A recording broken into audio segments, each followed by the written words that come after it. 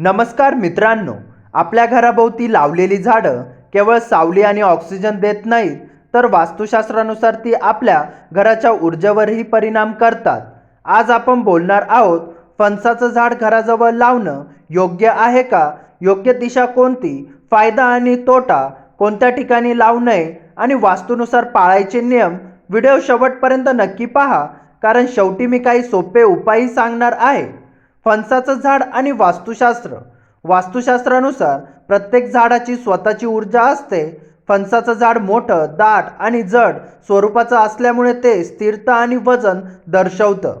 योग्य ठिकाणी लावलं तर घरात स्थिरता आणि संरक्षण, नैसर्गिक सकारात्मकता, अन्न समृद्धीचं प्रतीक. पण चुकीच्या दिशेत लावल्यास घरात अडथळे, मानसिक तणाव, प्रकाश आणि वाऱ्याचा अडथळा. फणसाचं झाड लावण्याची योग्य दिशा. दक्षिण दिशा जड आणि उंच झाडासाठी उत्तम, घराला संरक्षण आणि स्थिरता देते. पश्चिम दिशा संध्याकाळची उष्णतेपासून संरक्षण, घराभोवती संतुलित ऊर्जा राखते. दक्षिण पश्चिम साऊथ वेस्ट मोठ्या झाडासाठी सर्वात योग्य दिशा मानली जाते. घराच्या मागील बाजूस लावल्यास उत्तम. कोणत्या दिशेत लावू नये? ईशान्य नॉर्थ ईस्ट देवस्थान आणि सकारात्मक ऊर्जेची दिशा. मोठं झाड लावल्यास आर्थिक अडथळे, मानसिक तणाव. पूर्व दिशा सूर्यप्रकाशाची दिशा, झाडामुळे प्रकाश अडल्यास प्रगतीवर परिणाम. मुख्य दरवाजासमोर ऊर्जा प्रभाव अडतो, घरात जडपण जाणवते.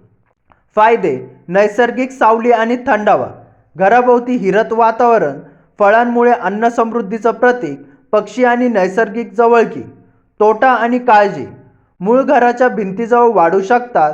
खूप जवळ लावल्यास प्रकाश अडतो, कचरा, पानं साचल्यास नकारात्मकता, कीटक आणि ओलसरपणा वाढू शकतो. त्यामुळे झाड आणि घरात किमान 8 ते 10 फूट अंतर ठेवा. वास्तुनियम. झाड घराच्या मागच्या बाजूस लावा. नियमित छाटणी करा. झाडाभोवती स्वच्छता ठेवा. सुकलेली फांदी त्वरित काढा.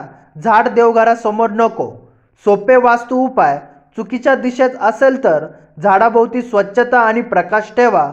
दर आठवड्याला पाणी अर्पण करा. झाडाजवळ लहान फुलाचं झाड लावा संतुलनासाठी.